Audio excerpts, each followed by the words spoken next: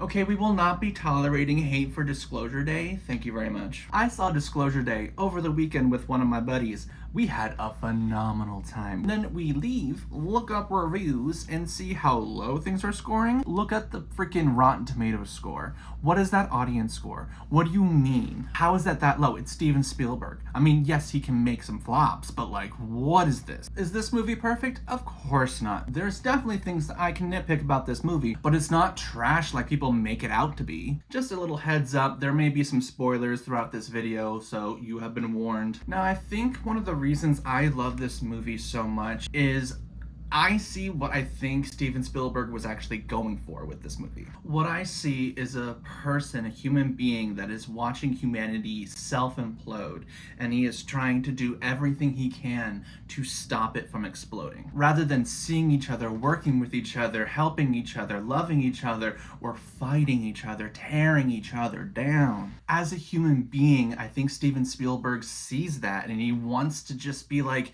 guys, I know it's a lot more complicated than this, but can we just shut up and listen and work with each other to stop this pain? So how does he do this? There are two main characters who are kind of like the chosen in this movie. Emily Blunt's character was bestowed these abilities of empathy, being able to communicate with humanity, speaking to them, seeing inside their mind what really is hurting them and pulling out the right things. Josh O'Connor's character is able to speak and commune with the aliens. He's able to speak their language and then communicate that to Emily Blunt's character. So they're creating a conduit from the alien species to humanity. These two chosen characters are Steven Spielberg. Steven is seeing humanity at all these different points in his life, seeing the destruction, seeing the pain, and he sees what's going on. He understands, he empathizes with people. Like, they say that filmmaking is the best way to empathize and understand a perspective that is not your own. Since he was young, he's been getting into the minds of different characters, good and bad,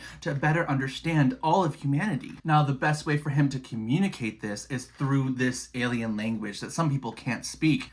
Filmmaking.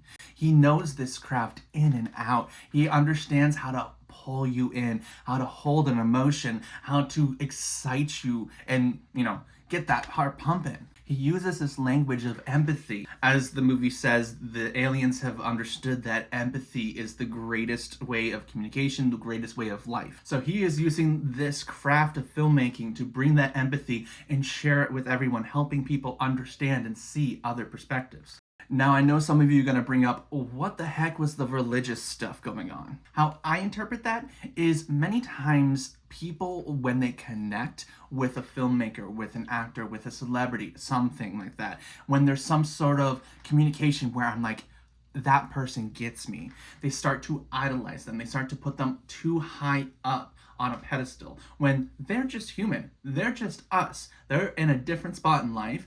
They are more successful, more seen, but they are not above us. They are not God. So I think a lot of times some people continue to idolize them, and that's what part of that whole religious aspect of it was, where they're just like, oh, I'm looking at this being and I'm seeing them as something greater than. And it's like, whoa, calm down, hold back. And because even Emily Blunt's character is like, I don't want to be that. Just because I have this ability, I can connect to you, I can see you, that doesn't make me above you. That doesn't make me your creator. It does not make me your deity.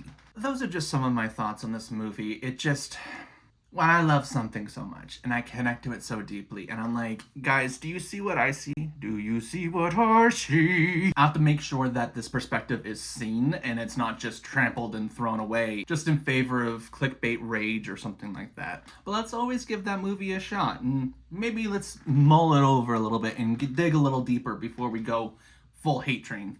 Thank you very much.